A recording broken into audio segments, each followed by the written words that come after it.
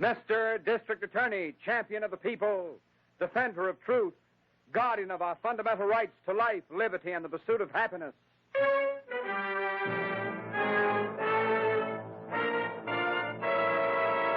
Mr. District Attorney is brought to you by Vitalis, Vitalis. Vitalis, the famous preparation that keeps your hair well-groomed. And used with the speedy 60-second workout, helps you to keep your hair.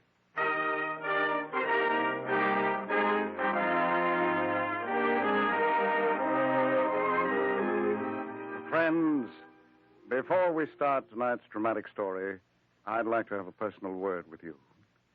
With our country at war, with each and every one of us determined to win this war, our government needs your material support. One way every man and woman can help is through the purchase of defense savings stamps and bonds. Buy a share in America. Buy all the defense savings bonds and stamps you can, this week and every week. Do your share in helping our country to win.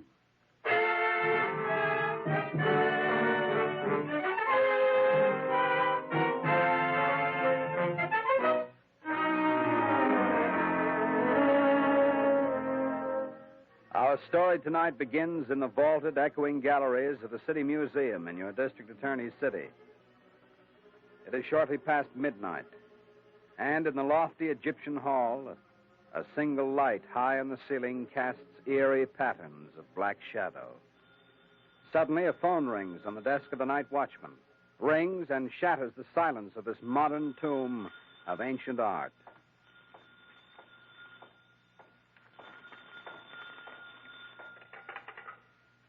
Hello? Hello? Oh, this is Patrick Cork, night watchman of the City Museum speaking. Hello? Hello? Well, don't be answering then. The devil take you for disturbing a man's rest.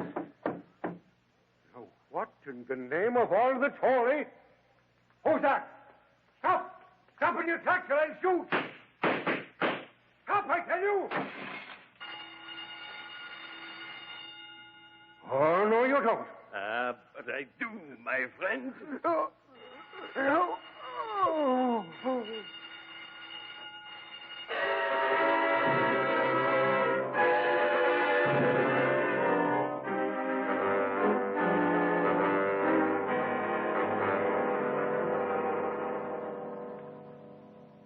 Well, what do you make of it, Chief? No watchman. No corpus delicti. No nothing. Yes, I know, Harrington. And we can't tell what's been stolen until the director of the museum gets here. Oh. Meanwhile, I want you to search this section of the museum. Yeah, okay, Chief. Okay, I'll take a look around. Oh. But the boys from the precinct figure it was probably just some kids got locked in after closing time. Well, that wouldn't account for the disappearance of the night watchman. That's right. Those bloodstains there. Yes, and the telephone the police found off the hook. Mm-hmm. Now, they all seem to indicate he never left the building. No. Yeah, what did you find out about that phone call, Well, Chief? Miss Miller is checking with the telephone company now. But meanwhile, we've got to locate that night watchman. Yeah, or what's left of him. Yes, look in the Egyptian room first, Harrington. And that's where the night watchman's desk is. Yeah, okay. Hey, Chief, here comes somebody. Where? Oh, yeah. Oh, that's probably Anderson, director of the museum. Oh, yeah, okay, Chief. If that night watchman's here, I'll find him, dead or alive. Right. How do you do, sir? How do you do? I'm Cornwell Anderson, director of this museum. I'm the district attorney, Mr. Anderson. Oh, how do you do? Exactly what happened here tonight? That's what I'm hoping you can tell me. Well, Patrick Cork, the night watchman, a devoted and trusted guard of long service. I think he could tell... He's vanished. Vanished? Yes. But how? We don't know. But tell me, is there anything in this section of the museum that might easily be sold? Oh, my dear sir, the museum is full of priceless relics. Well, yes, of course. But do you know of any particular item that might be marketable? My word, so you think... Well, yes, now that you mention it, yes. Right in the next room, a real collector's prize. Our latest and proudest acquisition. Yes, what is it? A priceless miniature, a Holbein. Mm-hmm. An exquisite and flawless masterpiece of the golden age of miniature painting. For a moment, I was afraid... Afraid it was stolen? Yes. You see, there was a previous attempt. Yes, when? The last spring. Did you report it to the police? No, it happened in London. In London? Yes, where the miniature was purchased for us. Oh, yes, I see. And is this miniature protected by the burglar alarm system? Oh, yes. Even the breaking of the glass will set off the alarm system. Well, then the breaking of the showcase in the other room must have set off the alarm. Yes. Poor Patrick must have seen the intruders, struggled with them. Well, suppose you take me to the case where this miniature is kept. Of course. It's right over here in the corner of the room. I see. Well, there's nothing wrong with this case. No glass broken. No, there isn't. Oh, there's the miniature. No one has touched it. Yeah. Yes, yes. Come here, Why, who is that? Harrington, my chief special investigator. Chief, I found him. I think I found the night watchman. Yes, where is he? Right over there in one of them Egyptian coffins, all laid out like an undertaker's done the job. My word, in a mummy case? Mummy case or coffin, he's in there. Yes, which one? The middle one, the one with the dogs and palm trees painted on it. Here, I'll just open it again. Is he dead? If he ain't, he ought to be. Oh, my word, You said it. Oh, boy, this gives me a turn. I'm used to corpses, but this... Hey, Harrington. This man isn't dead. Huh? He's unconscious, but there's pulse action and a faint heartbeat. Well, for the love of Pete, let's get him out of here. No, he may be suffering from internal injuries.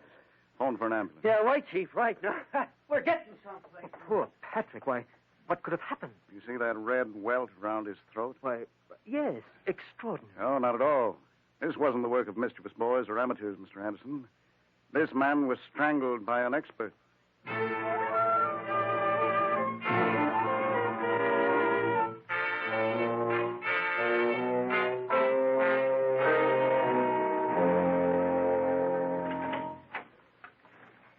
It certainly looks like this museum robbery was planned by some very clever crooks. Yes, extremely clever, Miss William.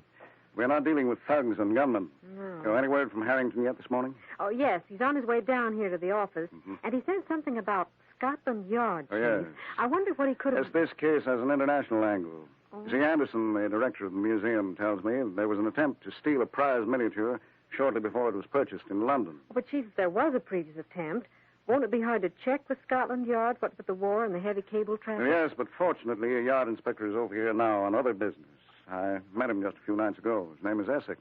Oh, yes, I've heard of him. I'm having Harrington check with him. Oh, that sounds like Harrington, Chief. He always slams doors. Oh, Chief. Hello. Miss Miller. Hello. Well, it seems Anderson of the museum got a bum steer about that there miniature, Chief. How so? Well, according to the Scotland Yard inspector, they had a man watching the miniature and other things from the time they arrived from Amsterdam until it was shipped over here. Yes, and what happened? Well, nothing. Not a thing, Chief. You mean to say there was no attempt to steal it? Not a ghost of a snatch.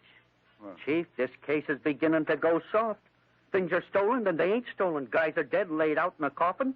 The next thing you know, they're up walking around. And there's a woman in the case, Harrington. A woman? Wouldn't you know it? No wonder nothing makes sense. Where does she fit in? She made the telephone call to the museum just before the watchman was strangled. Well, who is she? Where'd you pick her up? She made the call from a payphone in a drugstore. No, we haven't picked her up. And we haven't enough of a description to broadcast an alarm. Hey, Harrington, let's you and I go back to the museum. And, Miss Miller, Yes, sir. I've jotted down a list of questions here, and I'd like to have the answers as quickly as possible. So phone Mr. Williams, chairman of the board of the City Museum. Right away, Chief.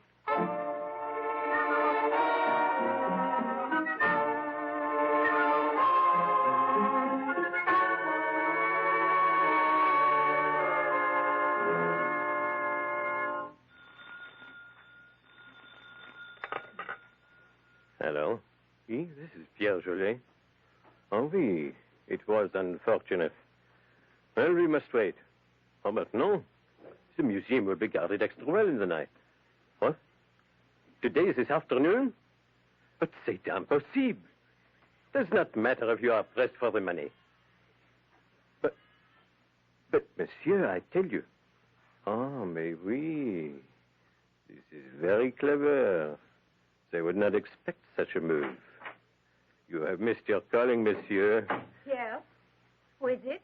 Be quiet, Yvonne, un moment. It is only my confederate, monsieur. And your plan is good. And I shall not fail this time. I'll be at your home this afternoon and have the money ready. Au revoir, monsieur. Yvonne, how many times must I tell you? Pierre, you are not going to try again. The police will not be expecting it. But last night you almost killed a man. Many times I have almost killed Yvonne, but never yet. You think you are so very smart. But one day you will hold the silken cord a moment too long, and someone will die. The use of the silken garrote is a fine art, ma chérie. I am master of that art. Even so, why can we not wait? The radio and the newspapers report it will sleet and snow this afternoon. The museum will be deserted. By tonight, we will have the money. I do not like this.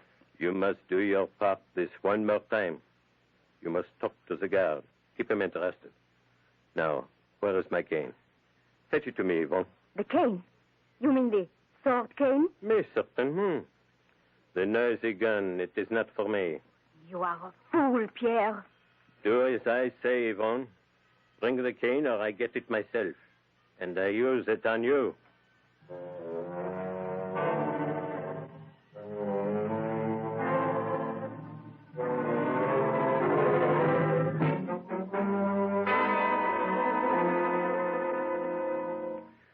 Boy, this here museum's nearly as creepy by daylight as it was last night, Chief. Oh, I was meaning to ask you, how come you stopped so long at the police lab? I was having the chief chemist prepare something that may prove to be a solution to this case, Harrington. Well, now that we're... Well, for the love of Mike, or Patrick Cork, I should say. Yes, the night watchman. Good afternoon to you, Mr. District Oh, good Attorney. afternoon. To you, Miss Harrington. How are you, sir? And thanks for your interrupting me premature wait. Think nothing of it, Mr. Cork. Hey, what are you doing on day duty, Cork? Well, after what happened last night, I was transferred to the day duty because they're short-handed here at the museum, owing to a couple of the boys being out sick. Oh, I see. Did Mr. Anderson transfer you? No, it was his assistant. Mr. Anderson's off home for the day with the cold. Huh? Hey, he didn't have no cold at 1 o'clock this morning. Well, I was hoping to get some further information on the history of the Holbein miniature from him. Well, now, his assistant, Miss Jones, might be after having it, sir. Mm-hmm. There's a pamphlet. First, that might do. Go get one of those pamphlets, Harrington. Yeah, okay, Chief. Right. Well, hello, Miss Miller. What brings you here at 90 miles an hour? No time for that now, Harrington. Oh, Chief, I Yes? have the information. Good, but just a minute, Miss Miller. Right. Harrington. Yeah, Chief? Get that pamphlet from the assistant director right away, will Yeah, you? right. Down the hall, first door to the right. Yeah, thanks. Right away, Chief. Now then, let's have that report, Miss Here you Miller. are, Chief. Your hunch was more than right. Ah, yes, so it would seem. Hmm. Oh, Miss Miller, this is Patrick Cork, the watchman who was nearly strangled to death last night. Oh, hello, Mr. Cork. You had a lucky escape. How do you do, Miss Miller? Sure, and as thankful I am to be alive this day. I should say. Well, Chief, what do you make of the report? Yeah, it's pretty much what I'd expected to have confirmed. Do you have the key to the showcase guarding the Holbein miniature, Cork? I have that, Mr. District Attorney. Good. Open the case, William. Open the case? Yes. Well, now, I don't rightly know, sir. Well, I'll have to disconnect the alarm system first. That'll be quite all right. Well, if you say so, sir, I'll disconnect the wire here at the switch. Would you be wanting to take the miniature out, sir? No.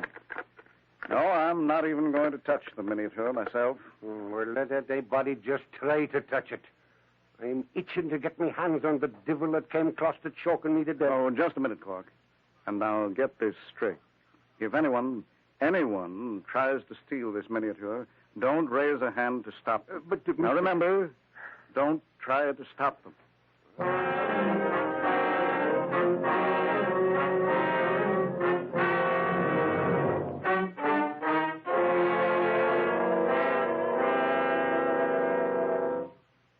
Come on, Yvonne. It is almost closing time, and we must act quickly. The museum is deserted. Pierre, this may be a trap. Nonsense. It is sleeting. That is why no one is here, and it is perfect. Now, go talk with the guard. Get him away from the miniature case, into the Egyptian room, and give me time to cut the glass. Suppose the alarm goes off as it did last night. Even so, there is only the guard. I will take care of him. Shh. Here he comes. Engage him in conversation for me. Get him away from here. Oh, watchman, I beg your pardon. Oh, good afternoon, miss. What can I do for you? I came to see the Egyptian collection. Where is it? Well, right down the hall, miss, around the corner to your left. Can you not take me there? Oh, that I can. And the gentleman, too. Oh, Why, I beg your pardon. The young lady and I are not together. Oh, I see. And what would you be wanting to see? Nothing in particular. You wouldn't be interested in miniatures now, would you? please, monsieur, take me to the Egyptian room. Well, I can't now. Speak up, man. Let me hear your voice again. What is my voice to you? It is the same. You tried to steal that miniature last night. You tried to strangle me. You come along with me. Pierre, the old man has recognized you. Yes, so he has. That I have, all right. Now, come along. Not now. I have another idea. Oh!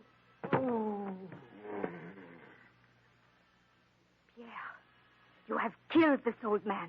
I have merely destroyed a witness. Come, Yvonne. Now we will get the miniature.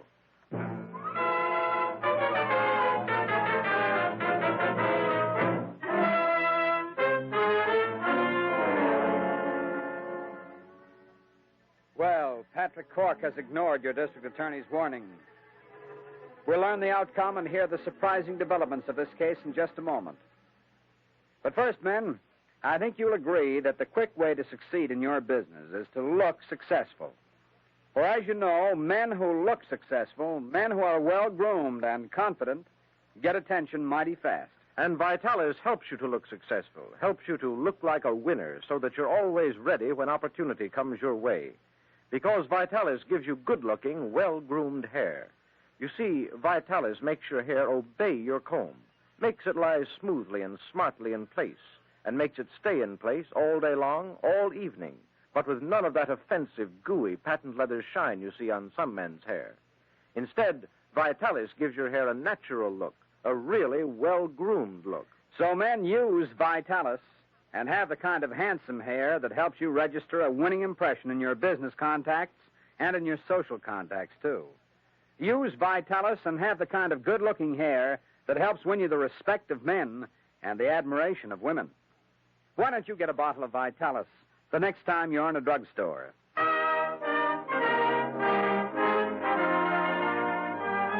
Now, back to your district attorney.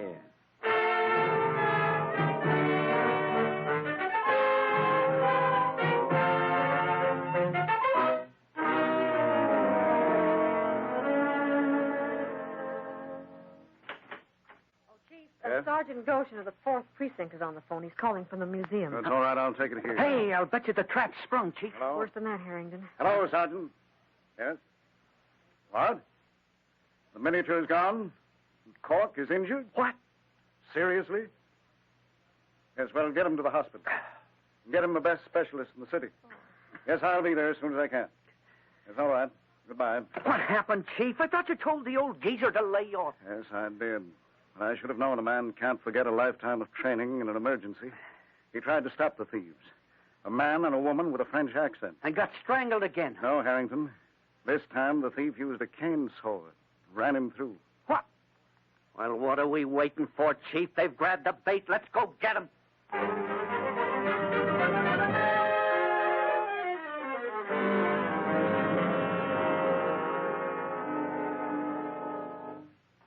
Come into the study, sir.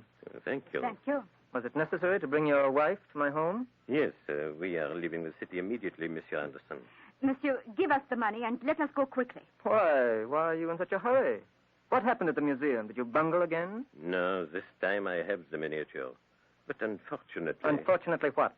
Unfortunately, the watchman recognized me and tried to prevent our escape. Oh, how could he? Cork is on the night shift. It would seem that he was transferred to the day shift. Ah, yes, it would. Did you use that silk cord again? No, I had only my cane saw. You murdered the guard? There was nothing else to do. Well, you shouldn't have come here after doing a thing like that. I have no intention of getting mixed up in a murder. It is too late for that, monsieur. You are mixed up with us. And if we are caught, you also will pay for the crime. I have your $5,000. Give me the miniature. I beg your pardon, monsieur. Now we need $10,000. Yes, murder is a little more expensive. You agreed to sell the miniature for $5,000. I haven't $10,000 and I can't raise it. Well, how much money have you, Monsieur Anderson? $5,000. That's all I agreed to pay, and that's all you'll get. Pierre, we are wasting time. Take the money and let us get out of here. Here is the miniature. Now, where is the money? The money is in my private safe over here. Ah, private vault for all their treasures. This is not the first time you have robbed your museum. That is my business. It seems practice in crime has steeled your nerves, monsieur. Pierre, someone is at the door. Whom are you expecting? Is this some trick, monsieur? I'm not expecting anyone. But the servants are off, and I'll have to answer the door. My car is out front. Whoever it is will know I'm at home. Then go to the door. Get rid of them. Oh, it may be some friend, I'll have to admit for a moment. Here, you must hide. Get in the vault, quickly, both of you. Don't be ridiculous, monsieur. Hurry, get in that vault. Oh, here. Take this miniature with you. We have no intention of getting into your vault. It would kill us both. For once, Yvonne, you are right. However, we will take the miniature. I've no time to argue with you. You involved me in one murder. It is a trap. He has a gun. A trap or not, get in that vault. It all depends on how badly you've bungled. If it's the police, if they followed you here... Get in, do you hear me, madam? You wouldn't dare use that gun, monsieur. Wouldn't I? I think he would, Yvonne. Come. You know I would. Get in that vault.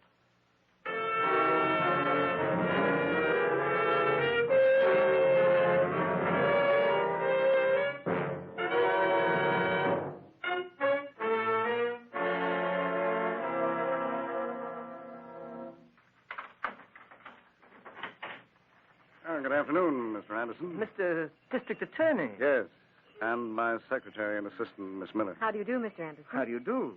You mind if we come in? The snow is rather wet. Oh, of course, of course. Thank you. I suppose you're here for some more information about the Holbein miniature. A miniature has been stolen, Mr. Anderson. What? Why, how did it happen? Had the police any clues? Oh, yes. Yes, there were quite a number of clues.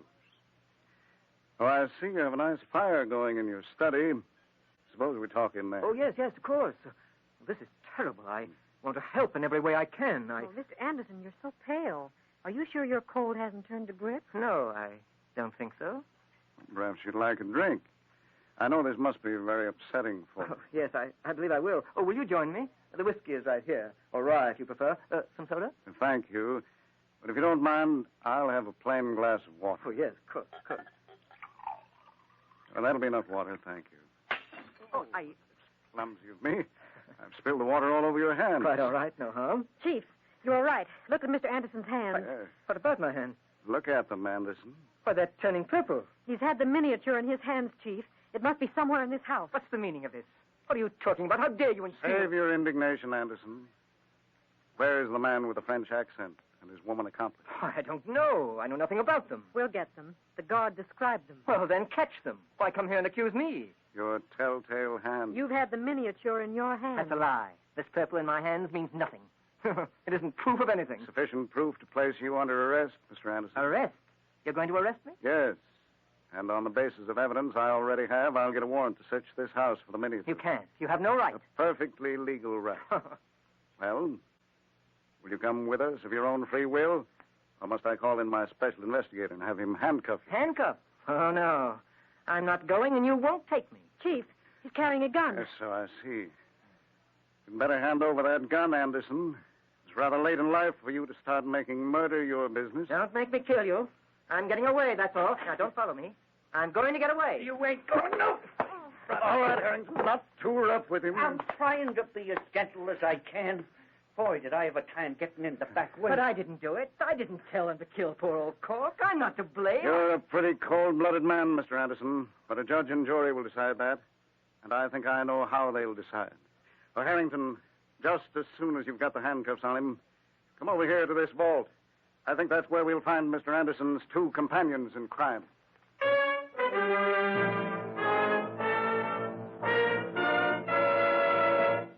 Before your district attorney tells you when and why he first suspected Anderson and the means he used to prove his guilt, here's a special message for every woman listening in tonight. Now, you want your husband or your sweetheart to do all he can to keep the hair he has, don't you? Then tell him about Vitalis and the famous 60-second workout. Yes, tell him to use Vitalis and the speedy 60-second workout because it helps a man to keep the hair he still has. For you see, men, the easy Vitalis workout helps in 4 different ways. 4 very important ways. It loosens up your tight, dry scalp and really gives your hair a chance. It stimulates the circulation. It routs unsightly loose dandruff, and it helps prevent excessive falling hair. So, men, why don't you start using Vitalis and have good-looking, well-groomed hair every day? Use Vitalis in that easy, speedy workout, and let it help you to keep the hair you still have. Ask your druggist for a bottle of Vitalis tomorrow or even tonight.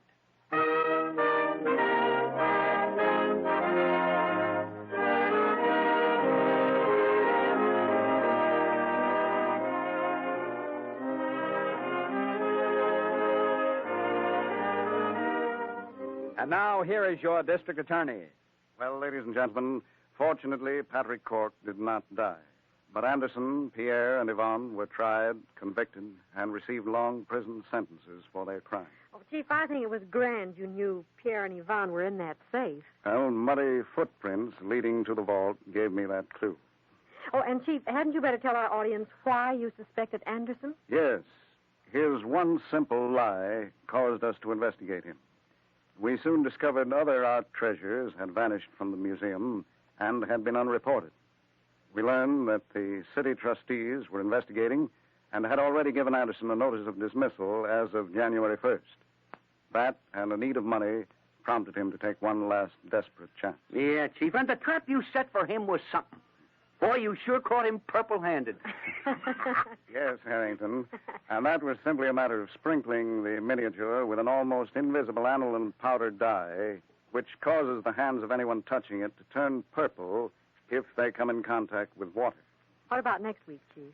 Well, next week, ladies and gentlemen, we again have quite a different case and one of the most baffling sagas of double murder this office was ever called upon to solve. The case of the bittersweet. So don't miss the case of the bittersweet at the same time next week. Until then, thank you and good night. And remember, buy defense savings bonds and stamps.